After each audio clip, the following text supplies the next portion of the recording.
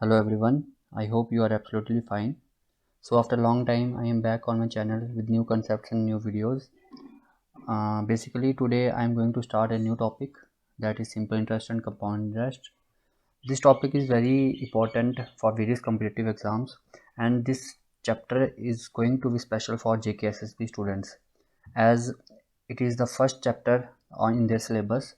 So I will discuss this chapter briefly and explain each and every concept and every type with you. So let's get started with the new concept, that is simple interest. काफ़ी simple chapters हैं दोनों ये, और ये दोनों chapters हम साथ साथ में स्टडी करेंगे।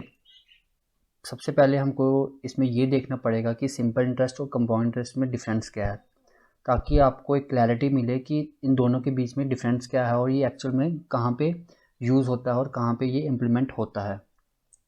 तो मैथ्स को अगर आप प्रैक्टिकल वे में स्टडी करोगे तो डेली लाइफ के एग्जाम्पल्स देख के करोगे तो आपको काफ़ी ईजिली समझ आएगा। तो चलिए सिंपल इंटरेस्ट से शुरू करता हूँ मैं। सिंपल इंटरेस्ट देख लेते हैं पहले, सिंपल इंटरेस्ट और कंपाउंड इंटरेस्ट में फ़र्क क्या है। सिंपल इंटरेस्ट और कंपाउंड इंटरेस्ट, जैसे नाम से पता चल रहा है कि ये सिंपल है और ये कंपाउंड है। पहले इसका दोनों का हम अंडरस्टैंड कर लेते हैं, उसके बाद मैं सिंपल इंटरेस्ट शुरू करूँगा, फिर उसके बाद कंपाउंड इंटरेस्ट पे आएंगे। देखो क्या होता है एक्चुअल में। सिंपल इंटरेस्ट मतलब सिंपल इंटरेस्ट जो कि सिंपल है उसको हम सिंपल इंटरेस्ट कहते हैं। इसका मतलब क्या है कि सपोज़ करो, एक चीज़ याद रखना है, सबसे पहले ये दोनों यूज़ कहाँ होते हैं वो देखते हैं। आप जब बैंक में जाते हो, बैंक में जब आप अपने पैसे डिपॉजिट करवाते हो तो आपको कुछ इंटरेस्ट पे करते हैं वो। आपको मान लो आपने आज कुछ पैसे जमा कराए तो कुछ महीने बाद आपको कुछ अमाउंट उसमें क्रेडिट होती है जो कि आपका इंटरेस्ट होता है। तो बैंक जो आपको प्रोवाइड करता है इंटरेस्ट वो होता है सिंपल इंटरेस्ट। सिंपल इंटरेस्ट पे वो आपको इंटरेस्ट प्रोवाइड करता है। और कंपाउंड इंटरेस्ट क्या है, जब कभी भी आप बैंक से लोन लेने जाते हो, आप जब लोन लेने जाते हो तो आपको कुछ इंटरेस्ट पे करना पड़ता है बैंक को, आपको कुछ एक्स्ट्रा अमाउंट बैंक को पे करनी पड़ती है। तो वो जो एक्स्ट्रा अमाउंट है, जो आप एक्स्ट्रा इंटरेस्ट पे कर रहे हो, वो आपको कंपाउंड इंटरेस्ट पे लगता है, उस पर आपको कंपाउंड इंटरेस्ट लगता है। तो सबसे पहला ये बेसिक डिफरेंस था कि सिंपल इंटरेस्ट और कंपाउंड इंटरेस्ट कहाँ यूज़ होता है। अब एक और चीज़ देखना, कंपाउंड इंटरेस्ट ज़्यादा अमाउंट, अगर सेम आपके पास प्रिंसिपल है, मान लो आप सेम अमाउंट दोनों केसेस में ले रहे हो, इसमें भी सेम अमाउंट, इसमें भी सेम अमाउंट, यानी प्रिंसिपल जो है वो सेम है, और टाइम भी सेम है कि आप कितने सालों के लिए कोई चीज़ ले रहे हो या कितने सालों के लिए कोई चीज़ डिपॉजिट करवा रहे हो, और रेट ऑफ इंटरेस्ट भी सेम है दोनों केसेस में। तो हमेशा याद रखना कंपाउंड इंटरेस्ट की जो वैल्यू आएगी वो ज़्यादा आएगी as compare to simple interest. ये मैं बताऊँगा ऐसा क्यों होता है। ऐसा इसलिए हो रहा है, देखो, तो इसका मतलब कंपाउंड इंटरेस्ट प्रॉफिटेबल है। ऑब्वियस ही बात है, अगर बैंक आपको लोन प्रोवाइड कर रही है तो वो जो आपसे इंटरेस्ट लेगी वो ज़्यादा लेगी ना, जितना वो बैंक आप कस्टमर्स को प्रोवाइड कर रही है। कस्टमर्स को वो सिंपल इंटरेस्ट प्रोवाइड कर रही है, खुद वो कंपाउंड इंटरेस्ट पे ले रही है, दे रही है लोन, और उनसे कंपाउंड इंटरेस्ट ले रही है। तो ऑब्वियस ही बात है वो अपना प्रॉफिट ही देखेंगे, अपना नुकसान थोड़ी ना देखेंगे, उनको एक्स्ट्रा अमाउंट आनी चाहिए। तो इसलिए वो कंपाउंड इंटरेस्ट पे हमको लोन प्रोवाइड करते हैं। अब देखते हैं ऐसा होता क्यों है, कि क्यों कंपाउंड इंटरेस्ट प्रॉफिटेबल होता है और क्यों सिंपल इंटरेस्ट नहीं होता। देखो सिंपल इंटरेस्ट में क्या होता है, सपोज़ करो मैं बैंक में गया, मैंने 1000 रुपया वहाँ पे डिपॉजिट करवाया, और मैंने उनको बोला कि मैंने ये डिपॉजिट करवाने पैसे और मैंने अकाउंट में डिपॉजिट करा दिए, और मैंने ये बोला कि मैं ये अमाउंट 2 साल के लिए, टाइम जो है 2 साल के डिपॉजिट कराऊंगा, कि 2 साल तक मैं इसमें रखूँगा, फिर मैं विड्रॉ करा लूँगा। तो बैंक वाले बोलते हैं कि ठीक है आप ऐसा करो, आपको हम रेट ऑफ इंटरेस्ट प्रोवाइड करेंगे 2.7%, इतना इंटरेस्ट प्रोवाइड करेंगे, ठीक है। और एक्चुअल में इतना ही सेविंग अकाउंट में आपको इतना ही इंटरेस्ट मिल रहा है, अभी 2.7 से 3 तक लगा लो, इतना ही इंटरेस्ट दे रहे हैं वो। तो देखो आपको कितना प्रॉफिट हुआ, कितना आपको एक्स्ट्रा अमाउंट जो उन्होंने दी है वो कितनी है, वो हम देखते हैं कैसे निकलता है। आपने बचपन से ये फॉर्मूला पढ़ते आ रहे हो कि सिंपल इंटरेस्ट जो होता है वो होता है principal into rate into time upon 100, ये चीज़ पढ़ते आ रहे हो। तो इसी से कैलकुलेट करो तो आपके पास कितना आएगा। ये बेसिक अंडरस्टैंडिंग दे रहा हूँ, जब क्वेश्चन करेंगे फिर हम अलग अलग मेथड से चीज़ें सॉल्व करेंगे। प्रिंसिपल आपके पास 1000 है, रेट आपके पास 2.7 है। अब इस परसेंटेज का और नीचे 100 आ जाएगा, तो जो फॉर्मूले भी 100 है, और टाइम कितना आपके पास 2 ईयर्स, ठीक है, ये हो गया। अब इसको सॉल्व करो, ये 2 0 से 2 0 कैंसिल, ये पॉइंट से ये पॉइंट कैंसिल, तो आपके पास बना 27 इंटू 54 रुपीज़। यानी कि बैंक आपको 2 साल के बाद कितना इंटरेस्ट देगा, जो आपका मतलब प्रॉफिट होगा या जो आपकी एक्स्ट्रा उसमें इनकम होगी वो होगी 54 रुपीज़। यानी 2 साल के बाद जब आप पैसा लेने जाओगे तो आपको कितना पैसा मिलेगा, 1054 तो ये सिंपल इंटरेस्ट में क्या है कि सिंपल इंटरेस्ट पड़ा, चाहे 2 साल का लो, चाहे 3 साल का लो, चाहे 4 साल का लो, हर वक्त जो रेट ऑफ इंटरेस्ट होगा वो तो सेम रहेगा, हर साल इतना ही रहेगा और प्रिंसिपल अमाउंट भी इतनी ही रहेगी। तो आप इधर 5 साल का लोगे तो इधर 5 से मल्टीप्लाई कर लोगे तो आपका वो इतना हो जाएगा। अब इसमें एक चीज़ और समझो, देखो अब 2 सालों का इंटरेस्ट कितना आया, इधर से आपको कुछ क्लैरिटी हो जाएगी। 2 सालों में आपको कितना इंटरेस्ट मिला, ₹54, यानी 2 सालों का इंटरेस्ट 54 है। सपोज़ करो आप इधर से 3 साल का निकालते, इसको मैं थोड़ा इरेज कर रहा हूँ, अगर 3 साल का निकालते तो 27 इंटू 3 81, यानी 3 साल का आपको इंटरेस्ट कितना मिलता, 81। अब एक चीज़ देखो, जब आप 2 सालों का अगर इतना है तो 1 साल का कितना होगा, 54 डिवाइड बाई 2 यानी 27। इधर भी देखो 3 सालों का 81 है तो 1 साल का कितना होगा, 81 डिवाइडेड बाई 3 27।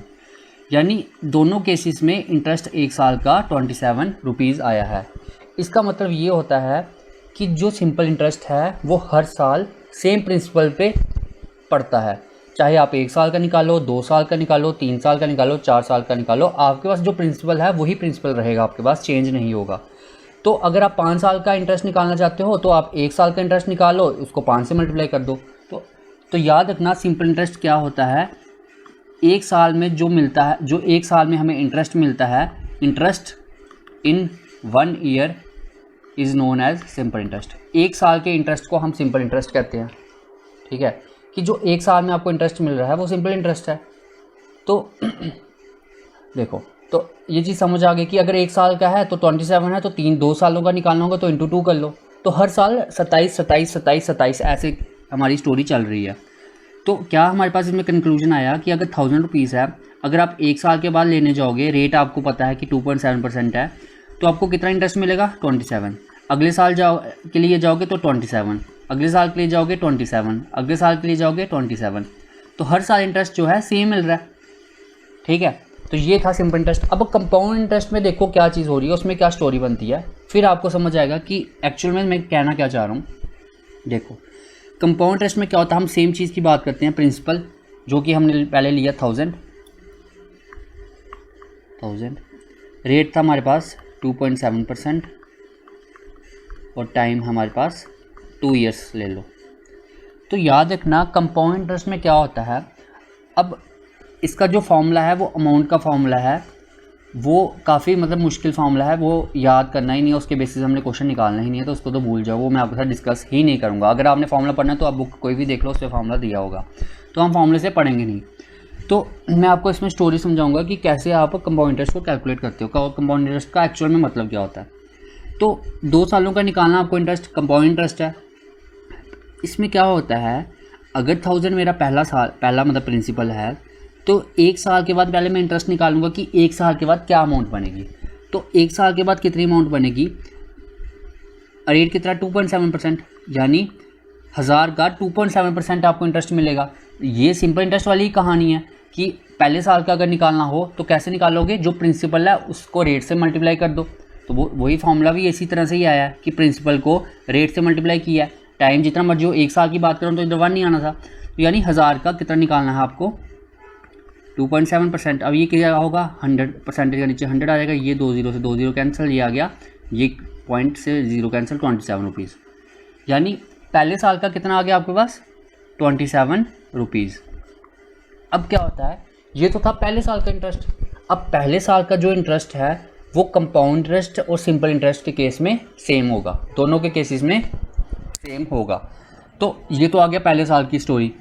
अब क्या होगा, जब आप नेक्स्ट ईयर का निकालोगे, जब आप दूसरे साल का निकालोगे, तो जो आपका इंटरेस्ट आता है वो प्रिंसिपल में ऐड हो जाता है।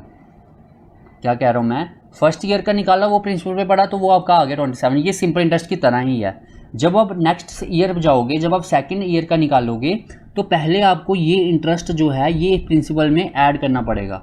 तो ऐड करने से क्या होगा, 1027, यानी कि अब अब क्या हो गया, अब आपके पास प्रिंसिपल अमाउंट ये हो गई। तो अब नेक्स्ट ईयर का निकालना है, यानी 1 ईयर का निकालना है, तो नेक्स्ट ईयर का ये आ गया। तो टोटल कितने साल हो गए, 1 ईयर 2 ईयर्स, यानी 2 साल का निकल जाएगा। तो अब इसका भी आपने क्या करना है, 2.7% निकालना है। इसको कैलकुलेट करो तो देखते हैं कितना आता है। अब आपको इसको सॉल्व करना है।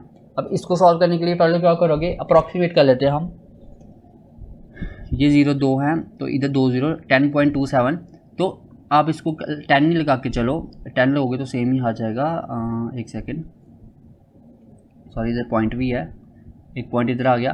तो आप इसको लेके चलो 10.2 ले लेता हूँ, 3 आ जाएगा इसका, इंटू 2.7। इसको मल्टीप्लाई करते हैं हम, तो क्या कितना आएगा, ये 2 पॉइंट को इसको अलग से ले लो तो 103 को 27 से करना है। इसका करने का तरीका ये 100 + 3, 7 साल में आपको कैलकुलेशन बता रहा हूँ कैसे फास्ट हो सकती है। 27, तो ये आ गया 2700 + 81, ये आ गया 2781।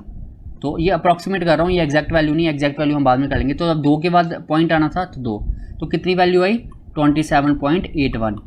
यानी कि आपका जो नेट इंटरेस्ट कंपाउंड इंटरेस्ट आया 2 सालों के बाद वो कितना आया, 27.81। तो इधर से आपको क्या पता चला कि जब हम प्रिंसिपल निकाल रहे थे, एक सेकेंड, ये आ गया सेकेंड ईयर का। अब आपको टोटल निकालना है, ये तो सेकेंड ईयर का आ गया है ना, ये सेकेंड ईयर का निकालता क्योंकि ये लास्ट। अब टोटल कितना हो गया आपके पास, 27 जो फर्स्ट ईयर का था प्लस 27.81। तो ये एग्जैक्टली कितना हुआ ना, 54 पॉइंट, ये अप्रॉक्सीमेट वैल्यू आई है। तो सिंपल इंटरेस्ट जब निकाल रहे थे वो हमारे पास था 54, कंपाउंड इंटरेस्ट जब हमने निकाला उसमें कितना है, ये 54.81, तो ये ज़्यादा आया। इसीलिए बैंक हमेशा लोन जो है वो कंपाउंड इंटरेस्ट पे देते हैं ताकि उनको प्रॉफिट हो। अगर वो लोन भी सिंपल इंटरेस्ट पे देने लग जाएं तो उनको प्रॉफिट कुछ भी नहीं होगा, फिर उनका क्या फ़ायदा लोन देने का, वो कैसे अर्न करेंगे, कैसे अपना बिजनेस रन करेंगे। तो बेसिक डिफरेंस क्या होगा सिंपल इंटरेस्ट में, कि सिंपल इंटरेस्ट के केस में आप जितने ईयर्स का भी निकालना हो, 1 साल का, 2 साल का, 3 साल का, 4 साल का, प्रिंसिपल हमेशा इनिशियल वैल्यू ही रहती है जो आपको दी हो। लेकिन कंपाउंड इंटरेस्ट के केस में क्या होता है, जब आप 1 साल से दूसरे साल से तीसरे साल जाते हो तो हर साल का इंटरेस्ट प्रीवियस प्रिंसिपल में ऐड होता जाता है। यही मैंने किया, पहले 1000 था, 1 साल का इंटरेस्ट निकाला 27, ये ऐड हो गया तो ये 1027 आ गया। फिर नेक्स्ट ईयर का निकालना था, ये इंटरेस्ट रेट था 2.7%, 1027 पे कैलकुलेट किया तो आपके पास कितना आ गया सेकंड ईयर का, 27.81 अप्रॉक्सीमेट वैल्यू। तो टोटल कितना हो गया 2 सालों का, इन दोनों को ऐड किया 54.81, तो ये ज़्यादा आ गई। तो ये डिफरेंस है बेसिक सिंपल इंटरेस्ट और कंपाउंड इंटरेस्ट का, और ये आपको पता होना चाहिए तभी ये एक है प्रैक्टिकल स्टडी, प्रैक्टिकल नॉलेज है, ताकि आपको क्वेश्चंस करने में दिक्कत ना आए।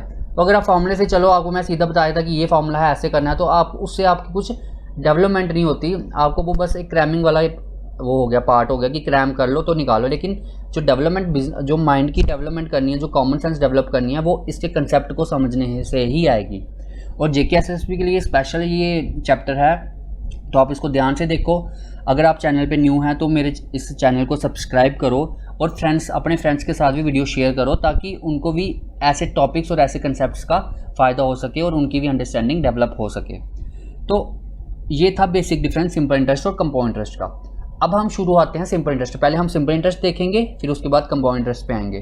तो सिंपल इंटरेस्ट के पहले कुछ क्वेश्चंस कवर करेंगे, उसका कुछ टाइप्स कवर करेंगे, उसके बाद कंपाउंड इंटरेस्ट पे आएंगे। आई होप ये आपको बेसिक डिफरेंस समझ आ गया होगा। देखो अब नेक्स्ट, अब मैं एक क्वेश्चन करता हूँ। सिंपल इंटरेस्ट के केस में देखो क्या होता है, आपका फॉर्मूला तो पता ही है कि सिंपल इंटरेस्ट का, इसका तो सिंपल फॉर्मूला है, तो ये इजी है। तो इसमें बेसिक यही लगेगा, principal into rate into time upon 100, ये चीज़ है।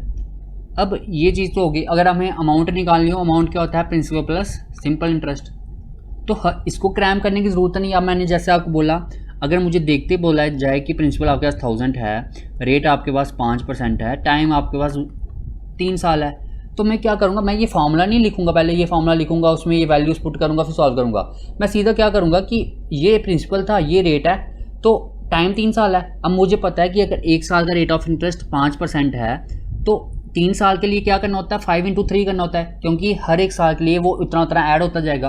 तो मैं डायरेक्टली क्या करूँगा, 5 × 3 15%, यानी मुझे इसका 1000 का 15% निकालना है। तो ये माइंड में निकाल सकता हूँ, इसको परसेंटेज से 2 0 कैंसिल, 150, यानी मेरे पास सिंपल इंटरेस्ट कितना आ गया, 150। तो फॉर्मूला यही है, लेकिन इसमें ज़रूरत नहीं है कि इसको आप पुट करते जाओ, एक एक चीज़ लिखते जाओ, फिर उसमें आंसर निकालते जाओ। कॉमन सेंस अप्लाई करो ना। 1 साल का इंटरेस्ट 5% है, तो 5% जो है तीनों साल लगेगा, पहले साल भी, दूसरे साल भी, तीसरे साल भी। तो नेट कितना हो गया ये 15%, तो 15% डायरेक्टली प्रिंसिपल का निकाल दो आप, तो आंसर आ जाएगा। तो ये एक अंडरस्टैंडिंग है, ये एक तरीका है जो इस तरीके से आपको क्वेश्चन करने चाहिए। अब देखो एक क्वेश्चन लिख रहा हूँ, बेसिक को सिंपल क्वेश्चन नहीं करवाऊंगा कि प्रिंसिपल इतना है, रेट इतना है, तो टाइम इतना है, तो आपको सिंपल इंटरेस्ट निकालना, उसका कोई फ़ायदा ही नहीं है। तो कुछ अच्छे अच्छे क्वेश्चन करेंगे इसमें। देखो पहला क्वेश्चन मैं बोल रहा हूँ, at what rate of interest per annum, rate of simple interest per annum a sum becomes 7/4 of itself in 4 years। Next video में मैं क्वेश्चंस आपके लिए पहले लिख के लाऊंगा, तो इधर मैं इसे समझाने के लिए कुछ क्वेश्चंस लिख रहा हूँ। देखो अब क्या बोल रहा है कि किस रेट ऑफ इंटरेस्ट पे, सिंपल इंटरेस्ट पे पर एनम, ये चीज़ बहुत इंपॉर्टेंट है, ये देखना बड़ा ज़रूरी है कि पर एनम है, हाफ ईयरली है, क्वार्टरली है, सेमी ईयरली है। तो ये चीज़ का भी एक टाइप है जिसमें हम ये चीज़ समझेंगे कि इनका डिफरेंस क्या है, मतलब क्या है।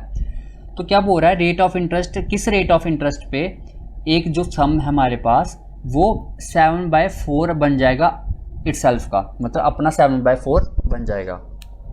अब इसमें चीज़ बताओ ये क्वेश्चन कैसे सॉल्व हो सकता है। 7/4 ऑफ इटसेल्फ, इसका मतलब क्या है, पहले ये मुझे बताओ कि 7/4 ऑफ इटसेल्फ का क्या मतलब होगा।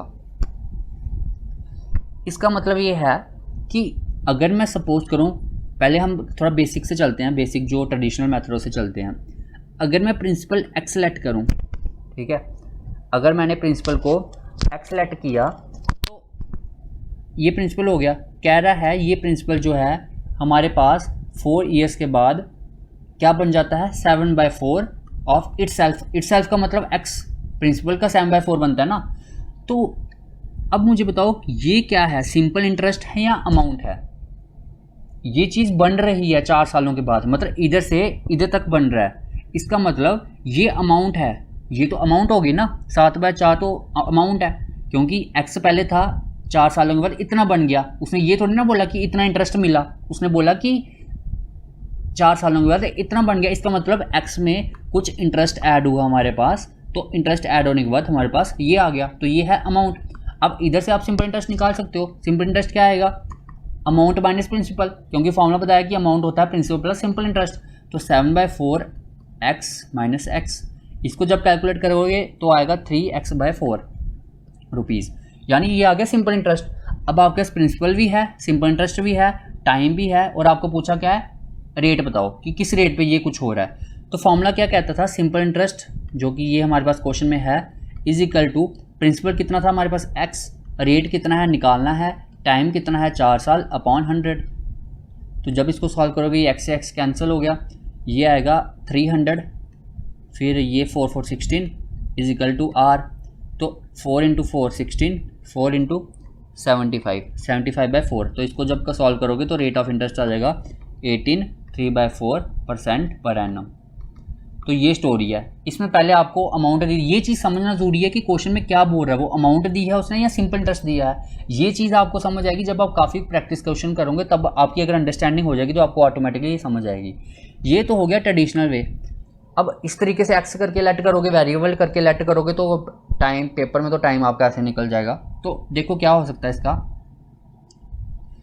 बिल्कुल एक सिंपल सा तरीका, थोड़ा सा ये आपको क्या पता, थोड़ा सा आपको अजीब लगे या कुछ ऐसा लगे, बट बिल्कुल सिंपल तरीका है। वो बोल रहा है कि एक प्रिंसिपल जो है 7/4 हो रहा है अपना ऑफ इटसेल्फ, ठीक है, मतलब 7/4 हो रहा है अपना। इसका मतलब ये है कि मैंने आपको जब हम वो कर रहे थे, परसेंटेज कर रहे थे, मैंने जब आपको बताया था कि कोई चीज़ है वो अपना इतना टाइम सो रही है, तो मैं बोलता था कि यार अगर प्रॉफिट 7/4% हो रहा है, तो इसको मैं आपको इधर समझा देता हूँ। देखो 7/4 ऑफ इटसेल्फ, इसका मतलब ये है कि अगर वो पहले 4 था, अब वो कितना हो गया 7, ये मतलब हो गया ना। मेरा कहने का मतलब, अगर मैं मान लूँ प्रिंसिपल 4, ठीक है, प्रिंसिपल को 4 मान, क्यों मान रहा हूँ, ताकि जब ये प्रिंसिपल अपना ऑफ इटसेल्फ की बात कर रहा है, जब ये इससे मल्टीप्लाई होगा तो ये कैंसिल हो जाएगा, तो 7 आ जाएगा, इसलिए मैंने प्रिंसिपल को 4 मान लिया। तो जब मेरे पास प्रिंसिपल 4 हो गया तो अमाउंट कितना बनेगा 7/4 ऑफ इटसेल्फ, यानी 7। तो हमेशा याद रखना, ये चीज़ हमेशा याद रखना, जब फ्रैक्शन में आपको चीज़ दी है और बोला जा रहा है कि इतने से इतना हो रहा है, तो हमेशा जो डिनोमिनेटर में होता है उसको आप इनिशियल वैल्यू मान सकते हो। अगर आप नंबर सिस्टम पढ़ रहे हो, उधर बोला जा रहा है कि एक नंबर जो है 7/10 टाइम्स ऑफ इटसेल्फ हो रहा है, तो बताओ नंबर क्या है। तो आप ऐसा कर सकते हो कि ये नंबर 10 है, बाद में नंबर 7 है, और आपको क्या था क्वेश्चन में बोला जाए डिफरेंस दिया होगा उन दोनों के बीच में डिफरेंस 30 है, तो इधर डिफरेंस कितना आ रहा है 3 यूनिट्स का, क्वेश्चन में कितना दिया 30, 1 यूनिट की वैल्यू कितनी आ गई 10, तो ओरिजिनल वैल्यू कितनी आ गई 100, यानी वो नंबर 100 है। तो ये मेरा कंसेप्ट बताने का तरीका है कि जब आपको फ्रैक्शन में चीज़ दी जाए और बोला जाए कि कोई चीज़ उसका इतना टाइम्स हो रही है, तो हमेशा डिनोमिनेटर को इनिशियल वैल्यू मान लो, ताकि वो जब आप सॉल्व करोगे, इसके पीछे स्टोरी बेसिकली ये है कि ये नंबर लिया, इसको डिवाइड करके ये आ गया, तो मैंने पहले ही 4 मान लिया, तो 4 से कितना हो गया 7, ठीक है, 4 से हो गया 7। अब ये प्रिंसिपल है, ये अमाउंट है, तो इंटरेस्ट कितना होगा 3, इन दोनों का डिफरेंस, तो इंटरेस्ट भी आ गया 3। अब निकालना क्या है रेट, तो रेट कैसे निकलेगा बताओ, रेट कैसे निकल सकता है।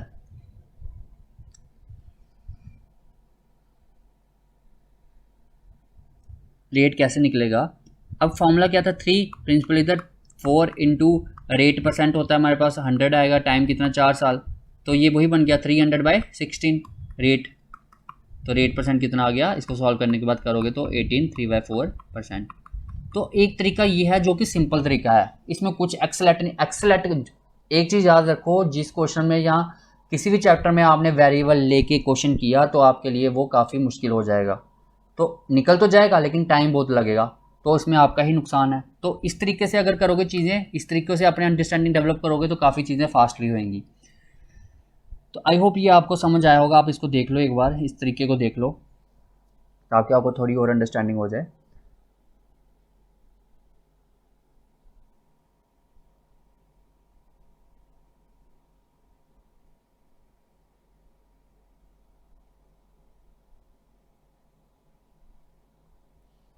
आई होप ये आपको समझ आ गया होगा। तो चलिए नेक्स्ट क्वेश्चन पे चलते हैं, इसको सॉल्व कर लो, आपको दिखाता हूँ मैंने कैसे किया। 300/16, 4 × 4, 4 7 28, 20 4 5 जा, तो 75/4%, तो ये कितना हो गया 83 3/4%, 18 3/4%, ठीक है। नेक्स्ट क्वेश्चन पे आओ। देखो मैथ्स को समझने के लिए क्वेश्चन के थ्रू ही आप चीज़ें समझ सकते हो, ऐसे मैं अलग से कोई कंसेप्ट बताऊँ, कंसेप्ट की आपको समझा दूँ, क्वेश्चन की प्रैक्टिस ना कराऊँ तो उससे आपको अंडरस्टैंडिंग नहीं होगी। नेक्स्ट क्वेश्चन क्या बोल रहा है, मैं क्वेश्चन बस ऐसे समझा रहा हूँ, शॉर्टकट में लिख रहा हूँ, आपको बेसिक अंडरस्टैंडिंग हो जाएगी। ए सम ऑफ मनी, बोल रहा हूँ क्वेश्चन आप सुनो। A sum of money at a certain rate per annum of simple interest doubles in 5 years. कह रहा है एक सम आपके पास, एक सम है, ये सम आपको क्या बोल रहा है, ये सम किसी रेट ऑफ इंटरेस्ट पे, मतलब रेट ऑफ इंटरेस्ट पे, किसी रेट ऑफ इंटरेस्ट पे, हमें नहीं पता क्या इंटरेस्ट रेट ऑफ इंटरेस्ट है, ये 2 गुना हो रहा है, 2 टाइम्स हो रहा है, मतलब सम का 2 गुना हो रहा है कितने सालों में 5 ईयर्स में। ये स्टोरी है, ये पहली लाइन बोल रही है कि a sum doubles itself in 5 years at certain rate of interest, ये पहली लाइन। नेक्स्ट बोल रहा है and at a different rate of interest, अब की बार रेट ऑफ इंटरेस्ट कुछ अलग है, ये हो रहा है 3 टाइम्स हो रहा है कितने सालों में 12 सालों में। तो पूछ रहा है बताओ ये वाला लोअर रेट ऑफ इंटरेस्ट, इन दोनों में से जो कम रेट ऑफ इंटरेस्ट है उसकी वैल्यू बताओ, या 8% की, या इन दोनों में से जो छोटा होगा उसकी वैल्यू बतानी है। तो आई होप ये क्वेश्चन समझ आ गया होगा। क्वेश्चन मैं फिर से एक बार बोल देता हूँ, a sum of money at a certain rate per annum of simple interest doubles in 5 years, 5 सालों में डबल हो जाता है, and at a different rate per, अलग रेट पे ट्रिपल्स इन 12 ईयर्स, 3 टाइम्स हो जाता है 12 सालों में। तो बताओ सबसे छोटा जो रेट ऑफ इंटरेस्ट है वो क्या है, find the lower rate of interest per annum. तो देखो क्या होगा, इसके पहले से पीछे पहले देखो कि ये पूछना क्या चाह रहा है, हमको किस चीज़ की ज़रूरत है। पहले साल में मुझे सम दिया है, ये 2 टाइम्स हो रहा है, यानी कि अगर ये प्रिंसिपल है ये अमाउंट है, ये प्रिंसिपल है ये अमाउंट है, तो इंटरेस्ट कितना होगा, इंटरेस्ट भी होगा सम, क्योंकि इन दोनों का डिफरेंस करना है ना, तो 2 सम -1 सम इज इक्वल टू 1 सम, यानी प्रिंसिपल क्या हो गया, सम इंटरेस्ट क्या होगा, सम होगा। इसको दूसरे तरीके से समझो, अगर मैं सम को 100 लेट कर लेता हूँ, जब चीज़ को लेट करनी हो तो 100 लेट कर सकते हो ताकि वो ईजी हो जाता सॉल्व करना। अब इंटरेस्ट अगर 100 है, 100 चलो 100 है तो उससे काफ़ी बड़ा हो जाएगा। अब 1 लेट कर लो, प्रिंसिपल 1 है, कुछ भी लेट कर सकते हैं, मैंने 1 लेट कर लिया। ये 1 से कितना हो रहा है 2, ये प्रिंसिपल ये अमाउंट, तो इंटरेस्ट कितना हो गया 1 नहीं हो गया। टाइम कितना है 5 ईयर्स, तो रेट ऑफ इंटरेस्ट कितना होगा, ईजिली निकल जाएगा। आप माइंड में ये फॉर्मूलेस भी साइड में रख सकते हो, उसी फॉर्मूले से मैं निकाल रहा हूँ। हमने पढ़ा simple interest is equal to P into rate into time upon 100। तो इधर से आपको अगर रेट % निकालना हो तो क्या हो गया, simple interest into 100 upon P into T और पी इंटू टी। और जब रेट पर टाइम निकालना है तो टाइम की जगह simple interest into 100 upon principal into rate. तो ये फॉर्मूला आप माइंड में याद कर सकते हो ताकि आपको ये बार बार ऐसे ये फॉर्मूला नहीं करना पड़े, ये ईजिली हो जाए। अब रेट % क्या है, फॉर्मूला देखो, सिंपल इंटरेस्ट कितना 1 इंटू 100 अपॉन प्रिंसिपल कितना था हमारे पास 1, और टाइम कितना है 5 साल, तो निकल गया 5 1 जा 5 20 जा। रेट ऑफ इंटरेस्ट कितना आ गया 20, तो 20 तो आ गया रेट ऑफ इंटरेस्ट। ठीक है, ये हो गया फर्स्ट R% की वैल्यू। अब हमको निकालनी है छोटे R% की वैल्यू, वो देखते हैं कैसे निकलेगी। देखो सेकंड केस में क्या सिचुएशन है कि प्रिंसिपल 1 था वो 3 टाइम्स हो रहा है 3, तो इंटरेस्ट कितना होगा, आई डैश का देता हूँ 2, टाइम कितना है 12 साल, तो रेट कितना होगा, rate % is equal to principal कितना 1 इंटू 100 अपॉन, फिर प्रिंसिपल कितना हमारे पास 1 इंटू टाइम की, सॉरी रेट इसमें सिंपल इंटरेस्ट हमारे पास 2 है, इस केस में 2 है ना, दोनों का डिफरेंस 2, तो इंटू क्या करेंगे हम, टाइम कितना 12, तो करो 2 × 1 2 6 100/6, इसको सॉल्व करोगे तो आएगा 16 2/3%। ये फ्रैक्शंस आपको पता होना चाहिए, मैंने परसेंटेज में समझाया था कि डायरेक्टली पता होना चाहिए। तो छोटे आर की वैल्यू कितनी आई, ये, बड़े आर की वैल्यू ये, तो सबसे छोटा वाला कौन सा है, ये वाला, तो ये आपका आंसर। तो ये इस टाइप के क्वेश्चन ही है सिंपल इंटरेस्ट और कंपाउंड इंटरेस्ट काफ़ी सिंपल चैप्टर है बाकी चैप्टर से, इसमें बस परसेंटेज की नॉलेज चाहिए, थोड़ा सा कंसेप्ट पता हो और आप सारे क्वेश्चंस इजीली निकाल सकते हो। तो आई होप इस क्वेश्चन में कोई आपको दिक्कत नहीं हुई होगी। एक क्वेश्चन और डिस्कस कर लेते हैं ताकि थोड़ा सा आपको इस पर क्लैरिटी हो जाए सिंपल इंटरेस्ट के ऊपर, फिर हम थोड़े मुश्किल क्वेश्चन भी करेंगे इस पर। देखो नेक्स्ट क्वेश्चन लिख रहा हूँ, इन व्हाट टाइम, क्वेश्चन लिख देता हूँ, छोटा सा ही क्वेश्चन है, इन व्हाट टाइम